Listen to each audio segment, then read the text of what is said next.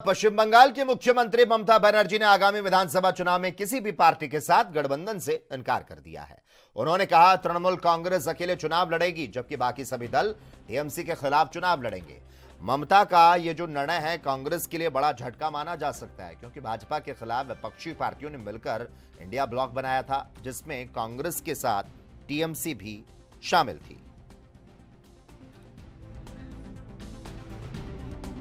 और इसी खबर पर मेरे साथ मेरे सहयोगी अशोक जी इस वक्त फोन लाइन पर जुड़ चुके हैं। अशोक जी, देखिए, बंगाल विधानसभा चुनाव में अकेले ही बीजेपी का मुकाबला करेगी टीएमसी।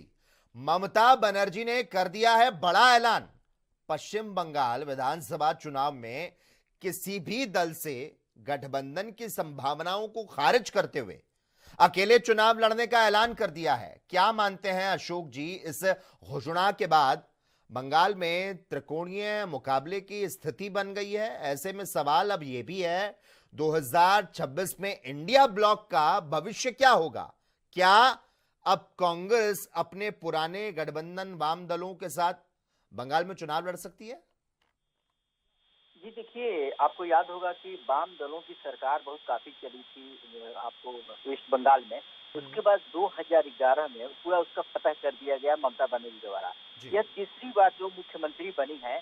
अब इनको कहीं न कहीं जो लगता है कि इंडिया गठबंधन का जो निर्माण किया गया था उसमें कई लोग उसमें शामिल थे, और बिहार चुनाव में जब टीएमसी ने टिकट मांगा तो इंडिया गठबंधन ने देने से इनकार कर दिया। आपको ये भी याद होगा कि बिहार में कांग्रेस को किसी तरह जाकर मजबूरन होकर एक नतमस्तक होना पड़ा आरजेडी के साथ चुनाव लड़ना, जहां पूरी तरह से आरजेडी भी चुनाव हार गई और कांग्रेस वहां से 7 सीट पर ही सिमट गया।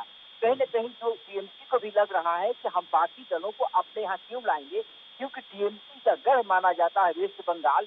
और 2016 की हम बात करें तो 2016 में 211 सीटों पर ममता बनर्जी ने जीत हासिल की थी, जबकि 148 पर ही सरकार उनको बनाना था। कहीं न कहीं ममता बनर्जी को लगा था कि हमारा जो है समर्थन और जितने भी मतदाता हैं मेरी तरफ उनका झुकाव हो रहा है। सेम यही हाल रहा 2021 में।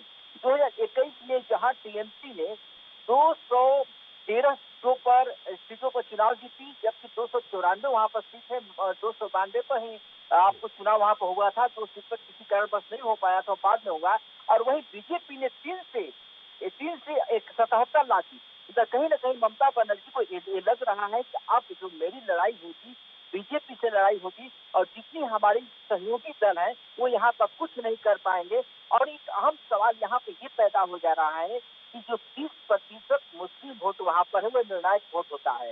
उसी ममता बनर्जी उस पर चुनाव लड़ती है, और कांग्रेस जो है अब वाम दल के साथ जो चर्चाएं हो रही है, सूत्रों से हमारी जो खबरें मिली है, कांग्रेस जो है वाम दलों के साथ आ सकती है। तो अब यह देखना होगा कि क्या मुस्लिम वोट को कांग्रेस और वाम दल छोड़ पाएगी।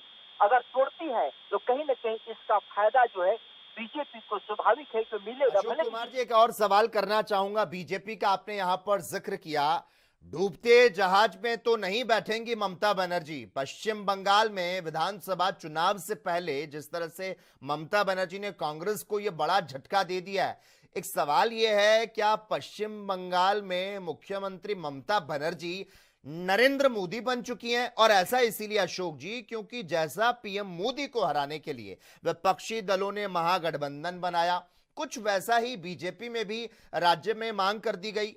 तो क्या ममता को राज्य में हराना बीजेपी के लिए मुश्किल, या यूं कहें कि नामुमकिन हो गया? क्योंकि ऐसे गठबंधन की बात तो तभी आती है जब आप अकेले किसी से लड़ नहीं सकते।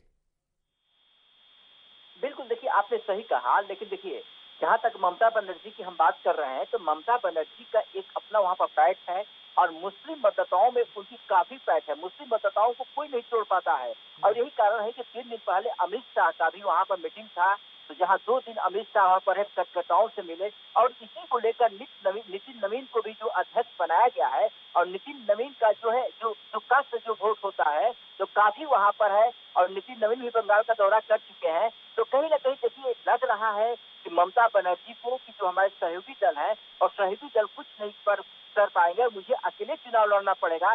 और यह बीजेपी के लिए, बीजेपी के नेताओं से भी हमने बात करना चाह रहे कि बीजेपी के नेताओं ने साफ तौर पर कहा कि ममता बनर्जी को कहीं न कहीं डर लग गया है और यही कारण है कि ममता बनर्जी अकेले चुनाव लड़ेंगी। लेकिन वहीं बीजेपी का साफ तौर पर कहना है कि किसी भी हालत में जो है ममता बनर्जी सरकार नहीं बना पाएंगी, लेकिन सभी लोग जीत का दावा कर रहे हैं। लेकिन जिस तरह माहौल अभी कायम हो गया है वेस्ट बंगाल में कहीं न कहीं पूरी तरह से राजनीतिक गलियारों में खलबली मच गई है। आखिर इंडिया गठबंधन जो है पूरी तरह से धराशायी हो गया है। जी। ठीक है, धन्यवाद।